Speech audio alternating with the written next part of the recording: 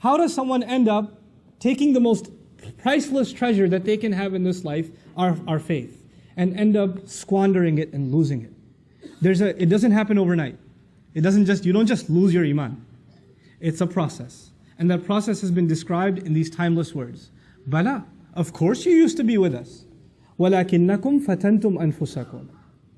However, you put yourselves, I'll do a rough translation first and I'll explain. Number one, you put yourselves in fitna, you put yourselves in trial. You kept putting yourselves in situations where your faith gets tested. Try to understand what that means. You kept putting yourself in environments where you knew it was bad for you, but you said, no, I can handle it. I got this. You kept surrounding yourselves with friends that would do bad things, say bad things, see bad things, go to bad places, but you said, I'm not like them, I'm just trying to help them. And you kept going back into those environments. You kept getting into gatherings and places and situations. You kept putting yourselves in those places, assuming that it will not have any effect on you. It'll affect everyone else, but it won't affect you. Somebody who smells, stands next to a smoker for the first time is coughing and their eyes are burning. But if they start smoking themselves a year later, that just becomes their oxygen. They can't even breathe normally without smoking. It changes them altogether. What was the second problem? The second problem was وَتَرَبَّصْتُمْ. You kept procrastinating. Now what does that mean? That means you realized it's bad, and you also realized in your own conscience, I should change, but you told yourself, I'll change pretty soon, inshallah. Just this one more month I'm doing this, just this one more weekend, just this one or two more party, just one or two more drinks. That you keep telling yourself just a little bit more, and then people tell, my favorite one, Ramadan is right around the corner. It's just 10 more months, 11 more months, Once Ramadan comes, man, I'll be totally different. And I plan to go to Hajj. Once I go to Hajj, you watch, I'm going to be a different person. But until then, just make dua for me. What is the effect of tarabbus, of holding off and holding off and holding off? Actually, you assume that you can put the brakes on at any time. The truth of it is, that's not the case. The longer you stay, the more addicted you become, and the more impossible you feel, it's impossible for you to get out of it. And when that happens, a guilt sets in. Nobody likes to feel guilty. And then shaitan comes and says, why do you feel guilty? You don't have to feel guilty. The only thing that's making you feel guilty is this Islam thing. Islam says this is haram and that's a sin and that's a sin and you can't do this and you can't say that and you can't go there. Islam keeps making you feel bad, man. I want you to feel good. How true is Islam anyway? And now the thoughts start running in this person's mind, a man or a woman. Why am I even following Islam? It seems like it just wants me not to be happy. I just want to live my life, man. I just want to be free. I just want to be able to do what I want. I just want to be able to hang out with my friends.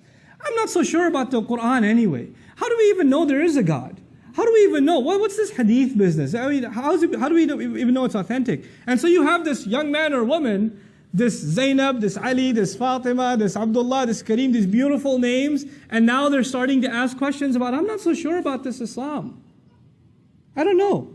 I have doubts. I have serious doubts. And these are not PhDs in philosophy, nor do they have exhaustive education in Islamic history where they studied it and they started developing doubts. No. They were in a bad environment. They didn't change themselves. That is the process. I've talked to hundreds of these people that literally live this ayah.